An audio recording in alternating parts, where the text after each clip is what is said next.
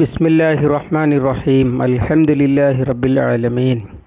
വസ്സലാത്തു വസ്സലാമു അലാ റസൂലിഹിൽ അമീൻ വഅലാ ആലിഹി വസ്ഹബിഹി വമൻ തബിഅഹും ബിഇഹ്സാനിൻ ഇലാ യൗമിദ്ദീൻ.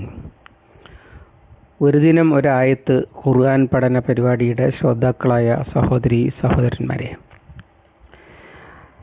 2020 മാർച്ച് 24 ആരംഭിച്ച നമ്മുടെ ഈ പരിപാടി 1480 ക്ലാസ്സിൽ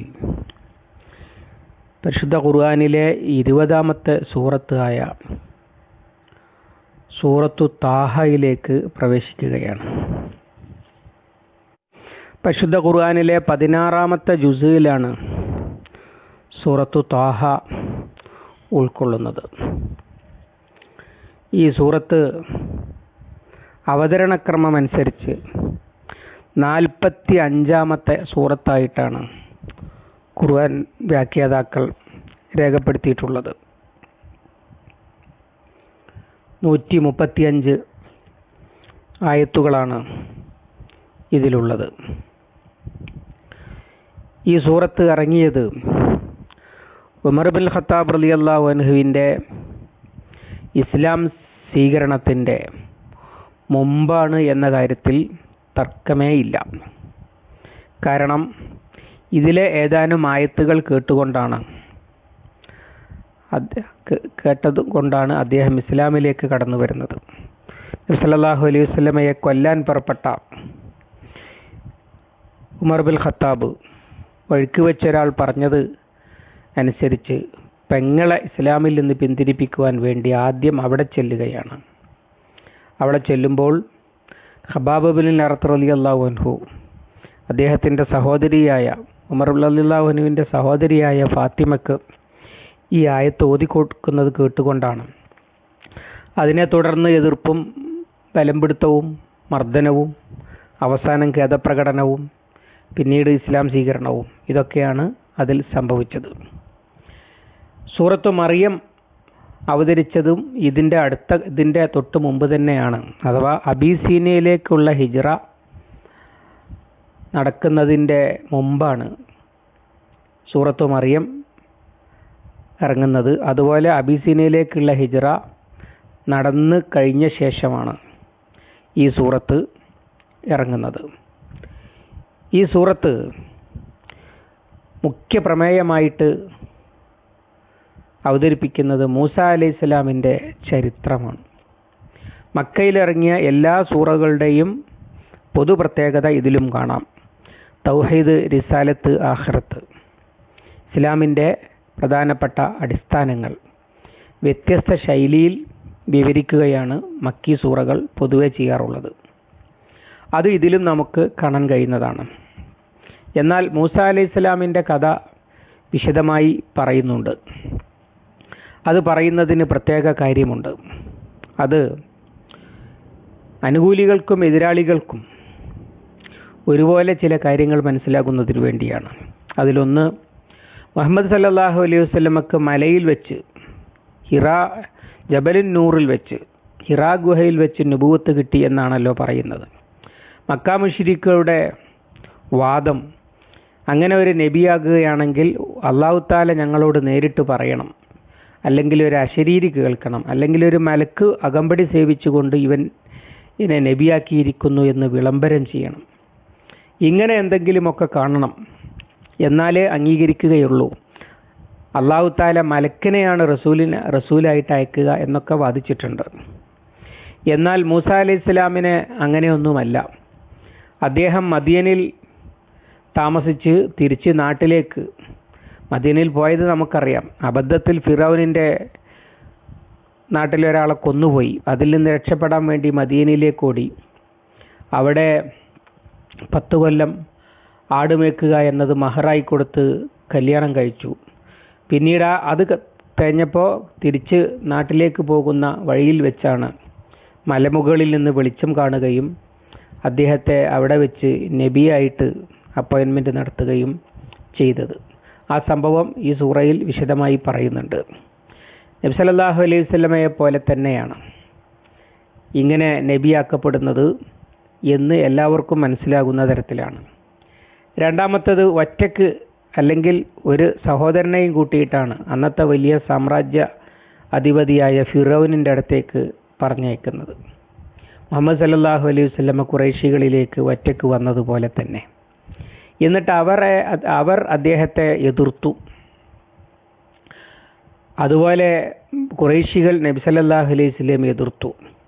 പക്ഷേ എതിർത്തിട്ട് വലിയ പ്രയാസങ്ങൾ സഹിച്ചെങ്കിലും പിന്നീട് എന്താണ് ഉണ്ടായത്? എതിർപ്പുമായി രംഗത്ത് വന്ന ഫിറൗൻ പരാജയപ്പെടുകയും മൂസ അലൈഹിസ്സലാം അള്ളാഹുവിൻ്റെ സഹായത്താൽ വിജയിക്കുകയും ചെയ്തതാണ് മൂസ അലൈഹിസ്സലാമിൻ്റെ ചരിത്രം. എന്നാൽ മുഹമ്മദ് സല്ലല്ലാഹു അലൈഹി വസല്ലമയുടെ ഇപ്പോൾ അനുഭവിക്കുന്ന, അഥവാ ഈ സൂറത്തൊക്കെ ഇറങ്ങുമ്പോൾ വലിയ പ്രയാസത്തിലാണ്. ഇതുപോലെ തന്നെ ഒരു കാലത്ത് വിജയിക്കാൻ സാധ്യതയുണ്ട് എന്ന് അനുയായികൾക്കും പ്രതീക്ഷ നൽകുന്നതും എതിരാളികൾക്ക് താക്കീത് നൽകുന്നതുമായ വിധത്തിലാണ് ഉള്ളത്. അതുപോലെ ഖുറൈശികൾക്ക് മൂസ അലൈഹിസ്സലാമിനെ കുറിച്ചും ഒരു കാഴ്ചപ്പാടുണ്ട്.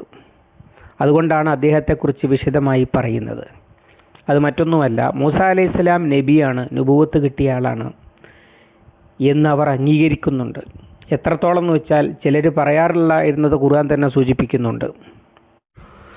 വേദക്കാർക്കുണ്ടായിരുന്നത് പോലെ ഒരു കിതാബ് ഞങ്ങൾക്ക് ഇറക്കിയിരുന്നെങ്കിൽ ഞങ്ങൾ അവരെക്കാളും വലിയ സന്മാർഗചാരികളാകുമായിരുന്നു എന്നൊക്കെ മക്കാ മുശ്രിക്കുകൾ അവകാശപ്പെടാറുണ്ടായിരുന്നു. അപ്പോൾ വേദക്കാർക്ക് കിതാബ് ഇറക്കിയിട്ടുണ്ടെന്നും മൂസ അലൈഹിസ്സലാം റസൂലാണ് എന്നുമൊക്കെ ജൂതന്മാരും ക്രിസ്ത്യാനികളുമൊക്കെയായുള്ള സമ്പർക്കത്തിലൂടെ ഖുറൈശികൾക്ക് നന്നായിട്ട് മനസ്സിലായിട്ടുണ്ട്. അങ്ങനെ അവർ അംഗീകരിക്കുന്ന മൂസാ നബിയെക്കുറിച്ച് തന്നെ പറയുന്നത് മുഹമ്മദ് സല്ലല്ലാഹു അലൈഹി വസല്ലമയെ അവർക്ക് നല്ലോണം മനസ്സിലാകും, അതിനു വേണ്ടിയിട്ടാണ്. അതുപോലെ തന്നെ അനുയായികൾക്ക് പ്രതീക്ഷ നൽകുന്ന തരത്തിലുമാണ് അല്ലാഹു തആല ഇത് പറയുന്നത്.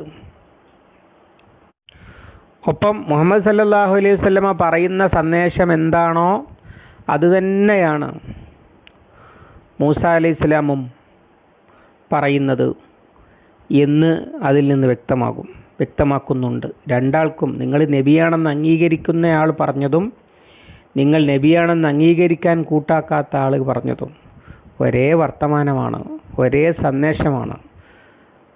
അവിടെ നമസ്കാരത്തിൻ്റെ കാര്യം പറയുന്നുണ്ട്, ഇവിടെയും നമസ്കാരമുണ്ട്.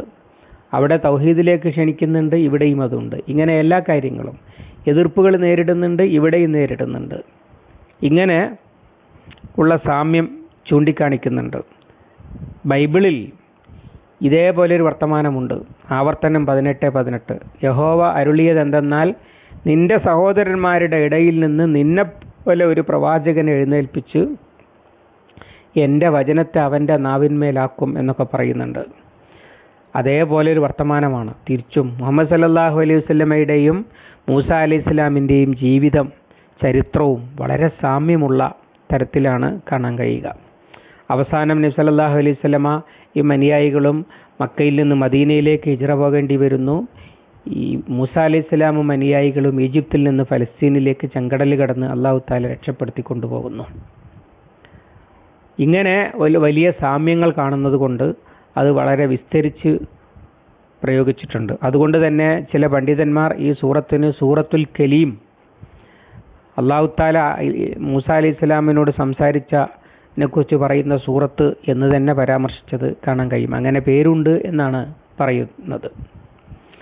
ഇങ്ങനെ മൊത്തം കേവലം ഒരു സൂറത്ത് പഠിക്കുക എന്നതിൻ്റെ അപ്പുറത്ത് അന്നുള്ള നബി സല്ലല്ലാഹു അലൈഹി വസല്ലമയുടെയും ഇസ്ലാമിക സമൂഹത്തിൻ്റെയും ജീവിത സാഹചര്യങ്ങളുമായി ചേർത്ത് വെച്ചുകൊണ്ടാണ് അല്ലാഹു തആല മൂസ അലൈഹിസ്സലാമിൻ്റെ ചരിത്രം വിസ്തരിച്ചു പറയുന്നത്. അതുപോലെ തന്നെ പിന്നീട് ആദം അലൈഹിസ്സലാമിൻ്റെ ചരിത്രം പറയുന്നുണ്ട്, അതിലേക്ക് ചേർത്തുകൊണ്ട് തന്നെ. അങ്ങനെ അവസാന ഭാഗത്ത് അതുപോലെ ധിക്കാരികൾക്ക് കടുത്ത താക്കീത് നൽകുന്നുണ്ട്. ഇതൊക്കെ അന്നത്തെ ആ പശ്ചാത്തലവുമായി ബന്ധപ്പെടുത്തിക്കൊണ്ടാണ്. സ്വാഭാവികമായിട്ടും ആധുനിക മുസ്ലിം സമൂഹത്തിനും ഇതിൽ വലിയ പാഠങ്ങളുണ്ട്. പ്രത്യേകിച്ചും ഇന്ത്യയിലെ മുസ്ലിങ്ങൾക്കും വലിയ പാഠങ്ങളുണ്ട്. കടുത്ത എതിർപ്പുമായി ഉന്മൂലന ഭീഷണി മുഴക്കിയിരുന്ന ഫിർഔൻ അള്ളാഹുവിൻ്റെ നടപടിക്രമത്തിൻ്റെ മുമ്പിൽ പരാജയപ്പെട്ടതും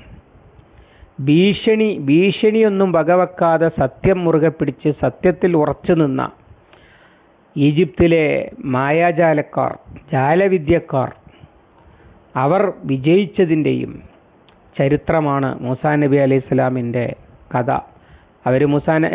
അവർ ഫിറൗനോട് പറയുന്നുണ്ട്, ഫഖ്ലിമ അൻത ഖാലിൻ, നീ എന്താച്ചാ വിധിച്ചോ എന്ന് പറഞ്ഞാൽ എന്ത് നിയമമാണ് കൊണ്ടുവരുന്നതെങ്കിൽ അങ്ങോട്ട് കൊണ്ടുവന്നോ.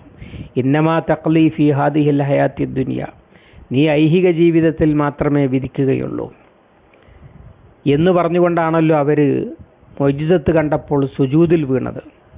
അങ്ങനെ ഉള്ള പ്രതികൂല സാഹചര്യത്തിലും ഈമാനിൽ ഉറച്ചു നിന്ന ആളുകളെ അല്ലാഹു തആല സഹായിക്കുന്ന, ശുഭവാർത്ത നൽകുന്ന സൂറത്ത് കൂടിയാണ്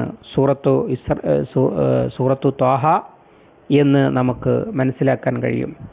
അല്ലാഹു സുബ്ഹാനഹു വ തആല അവൻ്റെ കലാം ശരിയായി പഠിക്കുവാൻ, പാഠങ്ങൾ ഉൾക്കൊള്ളുവാൻ, ജീവിതത്തിൽ അത് പ്രകാശമായി തീരുവാൻ നമുക്ക് തൗഫീഖ് നൽകി അനുഗ്രഹിക്കുമാറാവട്ടെ. വാഖിറു ദഅ്വാന അൽഹംദുലില്ലാഹി റബ്ബിൽ ആലമീൻ. സൂറത്തിൻ്റെ ലിങ്കുകളും ഒക്കെ കൂടുതൽ ആളുകളിലേക്ക് പകർന്നു കൊടുത്തുകൊണ്ട് ഖുർആൻ പ്രചാരണത്തിൽ പഠിതാക്കൾക്കും ഭാഗവാക്കാകുവാൻ കഴിയുന്നതാണ്. അള്ളാഹു അനുഗ്രഹിക്കുമാറാവട്ടെ. അസ്സലാമു അലൈക്കും വറഹ്മത്തുള്ളാഹി.